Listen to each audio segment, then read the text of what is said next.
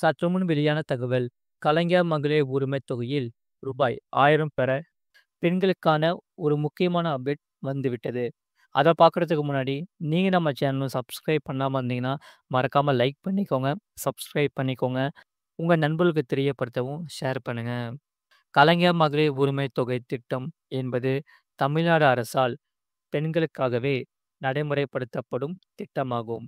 மாதந்தோறும் ரூபாய் 1000 இத்திட்டத்தின் கீழ் அவர்களது வங்கி கணக்குகளில் நேரடியாக வரவு வைக்கப்படுகிறது. இப்போது வரை 1.15 கோடி பெண்கள் இத்திட்டத்தில் பயனாளிகளாக இருக்கின்றன. புதியவர்கள் இத்திட்டத்திற்கு இப்போது விண்ணப்பிக்கலாம். அதாவது கடந்த முறை கலைஞர் மகளிர் உரிமைத் தொகை திட்டத்தில் சேர்க்கப்படலாம். விடுபட்டவர்கள் எல்லா தகுதிகள் இருந்து புதிதாக ரேஷன் கார்டு பெற்றவர்கள் இப்போது விண்ணப்பிக்கலாம்.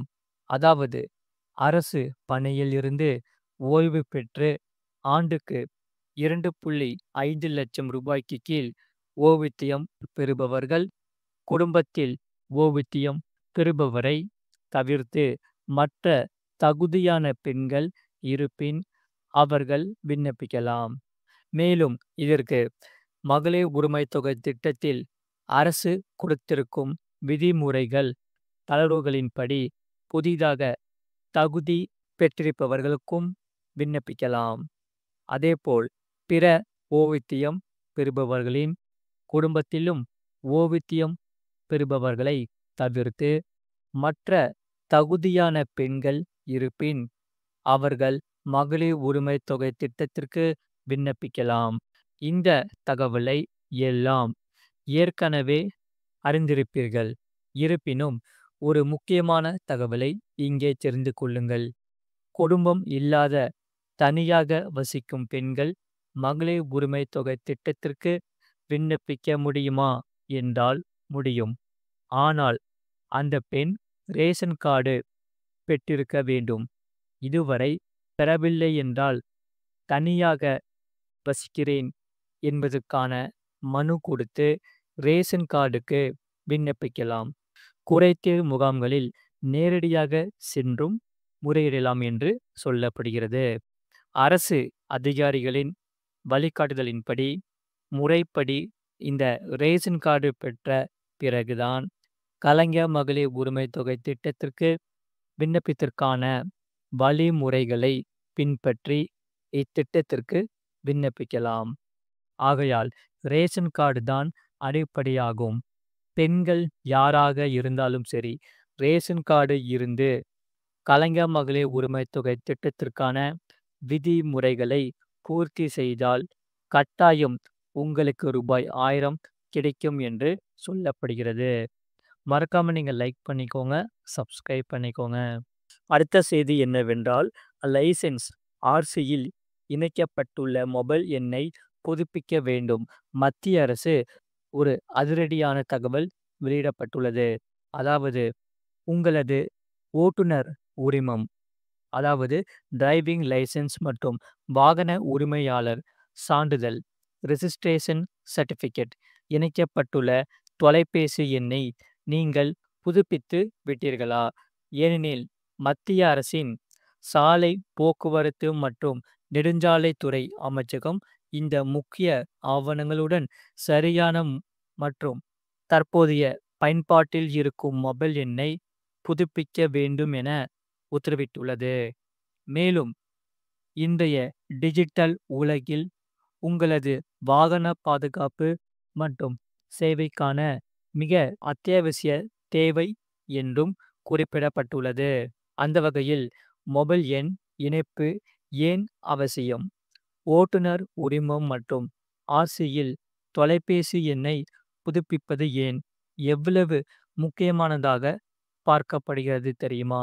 மத்திய அரசின் போக்குவரத்து துறை பல முக்கியமான சேவைகளை முற்றிலும் இந்த எண்ணின் அடிப்படையிலேயே வழங்கி வருகிறது. அந்த வகையில் போக்குவரத்து துறை உங்களின் வாகன தொடர்பான அத்தியாவசிய தகவலை தவறாமல் குறுஞ்செய்தி, அதாவது SMS மூலமாகவே அனுப்புகிறது. குறிப்பாக இன்சூரன்ஸ் முடிவு தேதி, சாலை வரி செலுத்துவதற்கான நினைவூட்டல், மாசு கட்டுப்பாடு புதுப்பித்து தேதி, போக்குவரத்து அபராதம் போன்றவற்றை உடனடியாக தெரிந்து கொள்ள சரியான மொபைல் எண் இணைத்திருப்பது கட்டாயமாகும். இதனால் இதற்கு தேவையற்ற அபராதங்களை உங்களால் தவிர்க்க முடியும்.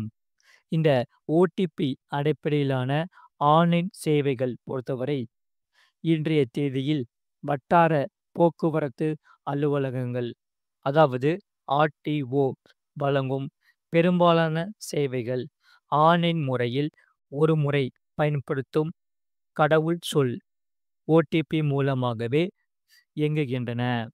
வாகன ஆவணங்களின் பெயர் அல்லது முகவரி திருத்தம், டூப்ளிகேட் லைசென்ஸ் பெறுதல், மொபைல் எண் சரிபார்ப்பு போன்ற முக்கியமான சேவைகளுக்கு பழைய அல்லது தவறான எண் இருந்தால் உங்களால் ஓடிபியை பெற முடியாது. இதனால் அத்தியாவசிய சேவைகளை அணுகுவதில் தாமதம் அல்லது தடை ஏற்படக்கூடாது. அந்த வகையில் தவறான அல்லது செயல்படாத தொலைபேசி எண் உங்கள் ஆவணங்களின் பாதுகாப்பத்திற்கு அச்சுறுத்தலாக இருக்கலாம்.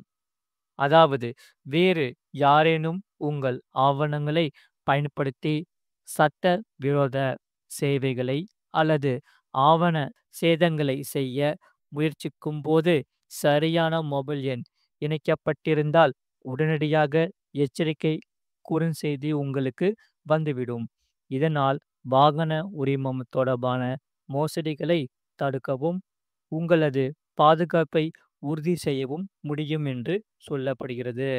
ஆகையால் மத்திய அரசு டிஜிட் லாக்கர் அல்லது பரிவதன் போன்ற அதிகாரப்பூர்வ செயலிகளில் உங்களின் ஓட்டுநர் உரிமம் மற்றும் ஆர்சிஐ டிஜிட்டல் வடிவத்தில் பாதுகாப்பாக சேமித்து வைக்க சரியான மொபைல் எண் இணைப்பு தேவை. ஆகையால் அப்போதுதான் போக்குவரத்து துறை அல்லது காவல்துறையினர் சரிபார்க்கும் போது உங்களால் உடனடியாக ஆவணங்களை ஆன்லைனில் சமர்ப்பிக்க முடியும் என்று சொல்லப்படுகிறது. மறக்காம நீங்க லைக் பண்ணிக்கோங்க, சப்ஸ்கிரைப் பண்ணிக்கோங்க. உங்க நண்பர்களுக்கு தெரியப்படுத்தவும் இந்த வீடியோவை ஷேர் பண்ணிக்கோங்க.